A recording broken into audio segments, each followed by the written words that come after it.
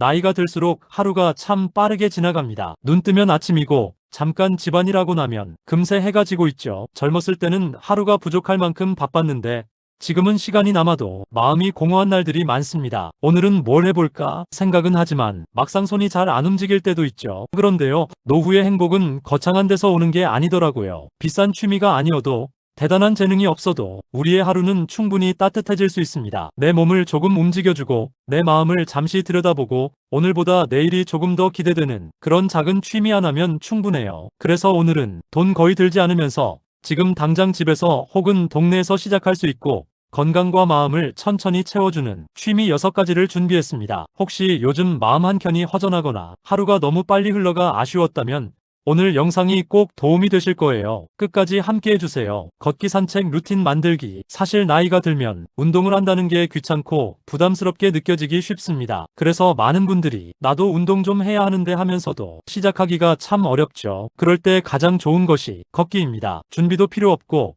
돈도 들지 않고 누가 알려주지 않아도 그냥 내 발로 천천히 걸으면 됩니다. 특히 꼭 빠르게 걸을 필요도 없어요. 지금의 내 속도대로 조금 천천히 숨 고르듯 걷는 것.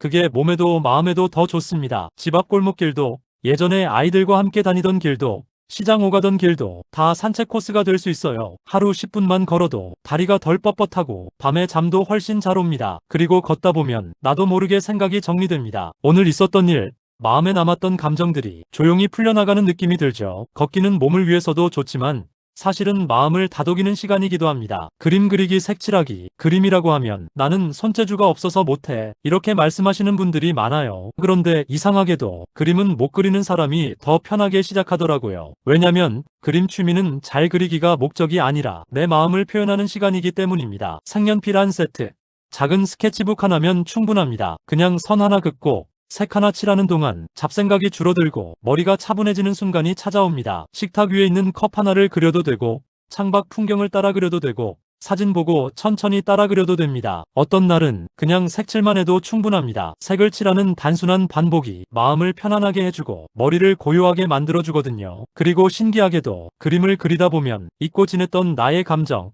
잠깐 묻어두었던 마음들이 조용히 얼굴을 내밉니다. 그림은 재능이 있어야 가능한 취미가 아니라 마음을 돌보고 싶은 사람에게 필요한 취미입니다. 손글씨, 감사일기 쓰기. 나이가 들면 감정이 쌓여도 그걸 털어낼 수 있는 곳이 많지 않죠. 이럴 때 손글씨 그리고 일기 쓰기가 마음을 정말 많이 도와줍니다. 복잡하게 적을 필요도 없고 예쁜 글씨로 쓰지 않아도 됩니다. 그냥 오늘 고마웠던 일 하나, 나를 기분 좋게 한 사람, 잘 먹은 한 끼, 이렇게 한 줄만 적어도 충분해요. 손으로 글씨를 쓰는 순간 생각이 정리되고 감정이 풀리고 마음이 조금 밝아집니다. 일기장이 쌓이면 그게 나만의 삶의 기록이 되고 하루하루가 허무하게 흘러가지 않게 해줘요. 내 인생이 이렇게 쌓였구나 하는 느낌이 들면서 자연스럽게 마음이 단단해집니다. 화초, 식물 키우기. 집에 화분 하나만 있어도 생활이 참 따뜻해집니다. 식물은 말은 없지만 조용한 위로를 건네는 존재예요. 물을 주면 잎이 반짝이고 며칠 지나면 새순이 나오고 그 작은 변화들을 지켜보는 과정이 참 마음을 편안하게 만들어줍니다. 특히 혼자 지내시는 분들에게 식물은 작은 친구 같은 존재가 되기도 해요. 집이 어둡더라도 괜찮습니다. 요즘은 스투키나 산세베리아처럼 햇빛 없이도 잘 자라는 식물들이 많거든요. 아침에 커튼을 열고 오늘은 어떻게 자랐나 한번 바라보는 그 시간이 하루를 따뜻하게 시작하게 해줍니다. 식물은 돈도 많이 들지 않고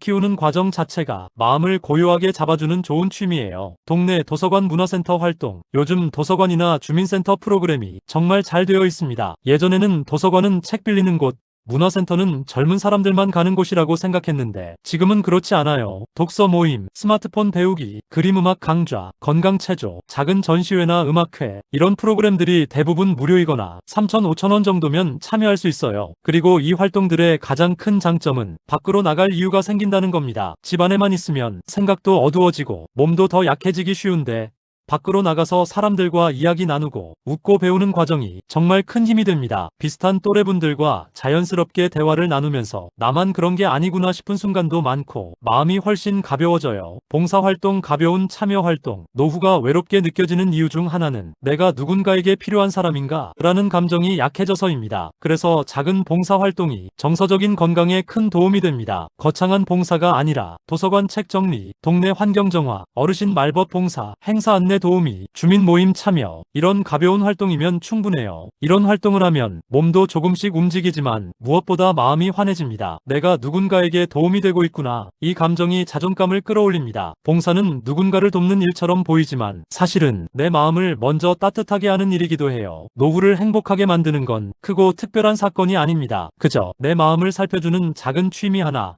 하루를 조금 더 빛나게 해주는 습관 하나면 충분합니다. 걷기든, 그림이든, 일기든, 식물이든, 도서관이든, 봉사든, 오늘 소개한 6가지 중 딱 하나만 시작해보세요. 그 작은 시간이 하루를 바꾸고, 건강을 바꾸고, 내 삶을 천천히 따뜻하게 만들어줄 거예요. 오늘 영상 함께 해주셔서 진심으로 고맙습니다.